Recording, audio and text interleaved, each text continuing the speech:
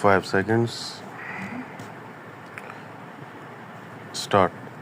With the political, moral vision of the Quran, Islam defeated the corrupt socio-economic structures of the world and linked human egalitarianism and monotheism. Full stop. This was the fulfillment of the primordial covenant which at the time of creation man struck with God. Full stop. Islam ethically oriented the world and brought forth a unique civilization. Full stop. However, later the trichotomy of dictatorship, mysticism, and orthodoxy placed obstacles in the path, while speculative thought, mystic deliriums, and political cynicism of the medieval era further prevented progress. Full stop.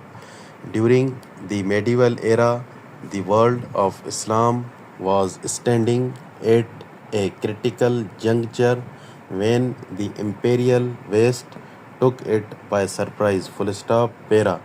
Islam's encounter with the imperial West set in motion the dark age of Muslim history, dated the age of surrender and collaboration.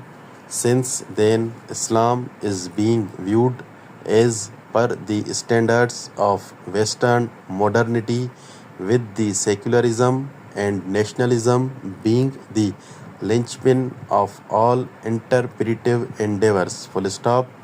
The saner voices of genuine Muslim modernists who deem nationalism a cannibalistic ideology and secularism to be the bane of modernity, a threat to modern civilization, have been lost in the cacophony of secular Muslim modernists who happen to be at the helm. Full stop. Para.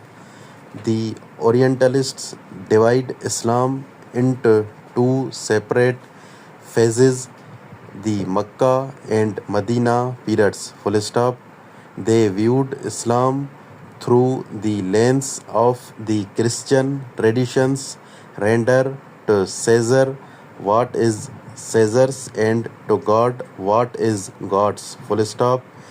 This initially led to the dichotomy of the sacred and the profane, while the violent Protestant movement culminated in the Peace of Westphalia 1648, which alienated religion from the state's affairs. Full stop. Hence, the West and its Muslim cliques leave no stone unturned to establish that the Holy Prophet, when he acted as a lawyer or political leader, acted secularly. Full stop. Para.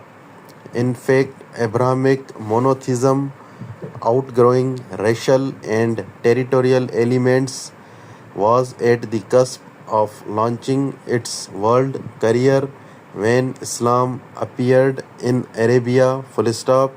Hence, monotheism, encapsulated in socio-economic justice, was a panacea to the twin malices that socio-economic disequilibrium and polytheism of the Prophet's immediate society and the world around. Full stop. So he himself and his opponents from the very outset knew well that the scale of social reforms this monotheism needed would require his assumption of political power. Full stop. The Prophet was asked to approach his tribe, then all Arabs in ethnic terms and mankind at large in human terms. Full stop. There is nothing national about this full stop. Ibn Khaldun and Shah Waliullah Concur. Stop writing.